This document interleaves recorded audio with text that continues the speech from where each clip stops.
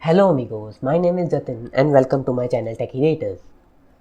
This is our next video on RHCSA preparation series, and our today's topic is how to create archive in Linux operating system, or you can say compress file in Linux operating system. And in this video we are specifically talking about tar command and how to use tar command, how to use various options with the tar command and so on. So without wasting any time, let's get started with this video now.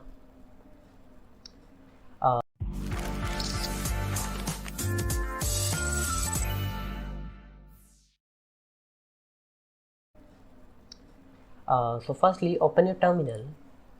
So we have opened our terminal, and now we are starting the topic of tar command in Linux operating system, that is used to create archives of different files and directory. So let's first create a directory test tar, okay. mkdir used to create directory, cd is used to change the working directory, and now we are creating an archive of /etc in current location cavf. You can name your archive, let's say test.tar. You can name and you can give any name to your tar file, but the extension is .tar. When you give test, you can give hello, you can give bye, anything. And after you have to write the file name or the directory name and the location.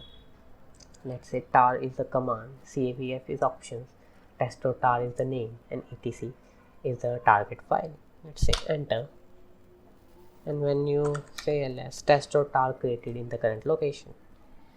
You check this size of test.tar, it's say 22 MB, and if you want to reduce the size more to the maximum limit, you can simply gzip test.tar. Now okay, no file or directory, because the test.tar is now converted into test.tar.gz. that size is contained 5.9 MB.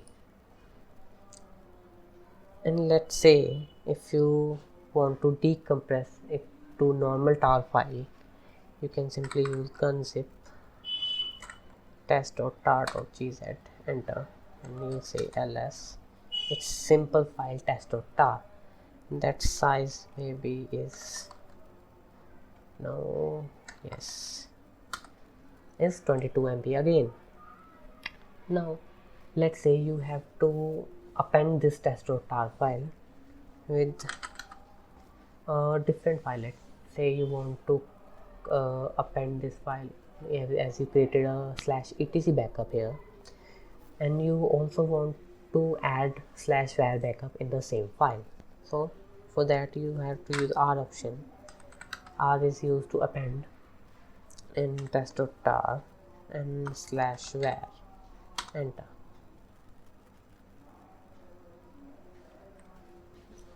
ls, then -sh. How you can check the var file created in the tar file? It's say 470 MB. Now the size is equal to the /etc and /var backup size. Now I'll show you the method to append the file with two commands. Now if you want to create a archive, let's say cavf, and you say test.1.tar, and you can also do all the things in the gz file in the same command. Let's say space /etc. So now this tar is the command, this is the option, this is the file name we have given to our backup, and this file name take these two as the target. So both /etc and /var backup created in one single command with gzip tool. Maximum compressed limit, let's say first etc is created and now file is creating.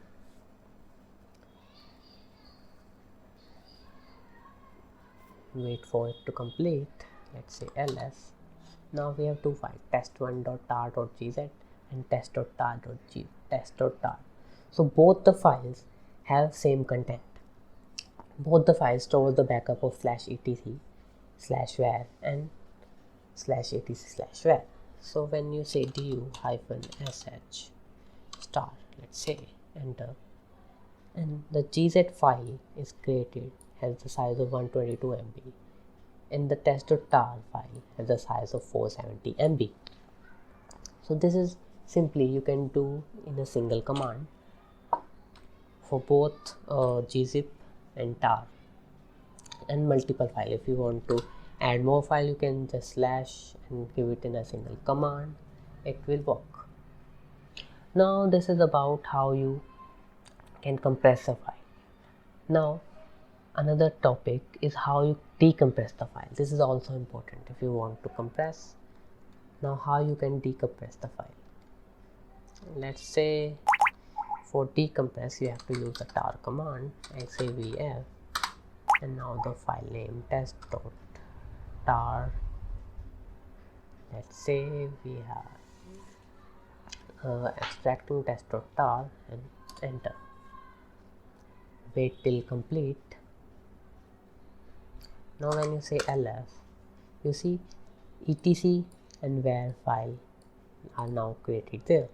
You say du-sh and star, etc is of 23 MB and /var is of 277 MB.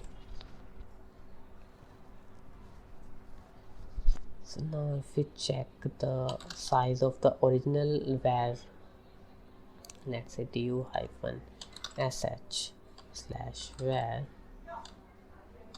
enter, it's 276 MB. It's just because of indexing, the size is different. And when we check /etc, enter, you say 23 MB. So that's all about the tar command in Linux operating system. I'll show you how you can create a tar archive, how you can create tar.gz archive, how you compress your file, how you can decompress your file, and all the things about the tar command. If you want to use more option, you can just simply use the man command and see various options used with this command and practice with that.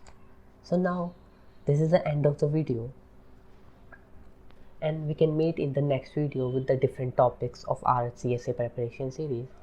So just practice with this command now, and let's say now goodbye and take care.